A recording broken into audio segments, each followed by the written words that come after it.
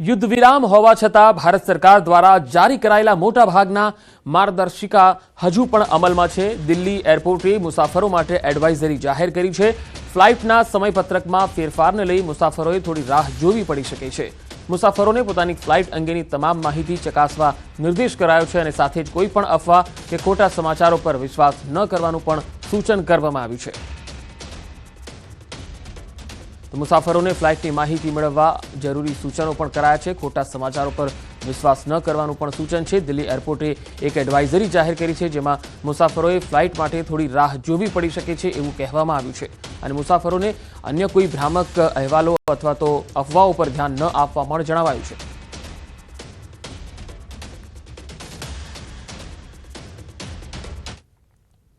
आज सवारे 11 वागे रक्षा मंत्रालय प्रेस कॉन्फ्रेंस करशे। हालनी स्थिति अंगे रक्षा मंत्रालय जानकारी आपशे। आ एक महत्वपूर्ण खबर।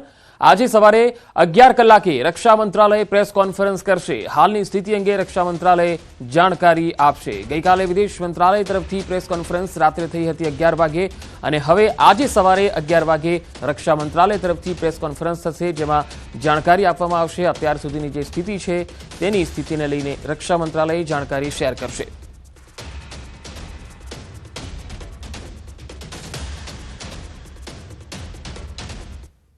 बात हवे गुजरातनी। गुजरातना 6 जिल्ला 10 वाग्या सुधी मावठुं थई शके छे। 10 वाग्या सुधीमां 6 जिल्लामां मावठानी संभावना व्यक्त कराई छे, जेमां अमदावाद सहित गांधीनगर, बनासकांठा, साबरकांठा, अरवल्ली अने सुरेन्द्रनगरमां वरसादनी संभावना हवामान विभागे व्यक्त करी छे। एटले के गुजरातना 6 जिल्लामां कमोसमी मावठुं थई शके छे। सवारे 10 वाग्या सुधीमां आ 6 जे जिल्लाओ छे तेमां कमोसमी मावठानी आगाही कराई छे।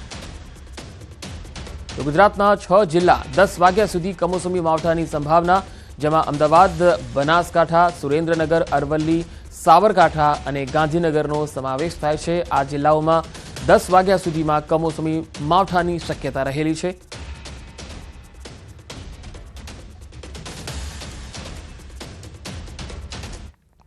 तो मैपथी जाणीशुं के कया कया जिल्लाओ छे ज्यां आजे सवारे 10 वाग्या सुधीमां वरसादनी संभावना छे।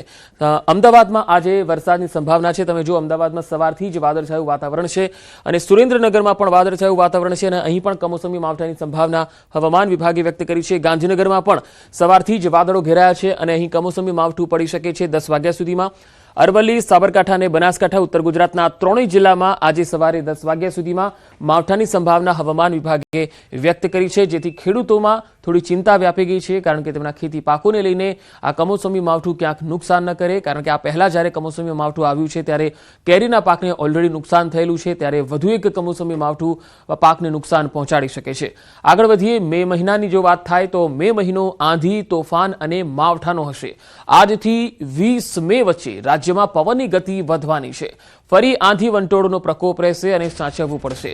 25 થી લઈને 4 જૂન વચ્ચે અરબ સાગરમાં સાયક્લોન આવી શકે છે। આંદામાન નિકોબારના ટાપુમાં ચોમાસાની ગતિવિધિ વહેલી જોવા મળી શકે છે। તારીખ 11 થી 20 માં પણ પવનની ગતિ વધારે છે અને પવનની ગતિ આંધી વંટોળ સાથે સખ્ત પવનના તોફાનો સાથે પુનઃ પણ સાચવવાની શક્યતા રહેશે અને ત્યારબાદ લગભગ 25 મે થી 4 જૂન વચ્ચે અરબ સાગરમાં એક સાયક્લોન બનવાની શક્યતા રહેશે અને આ વખતે આંદામાન નિકોબાર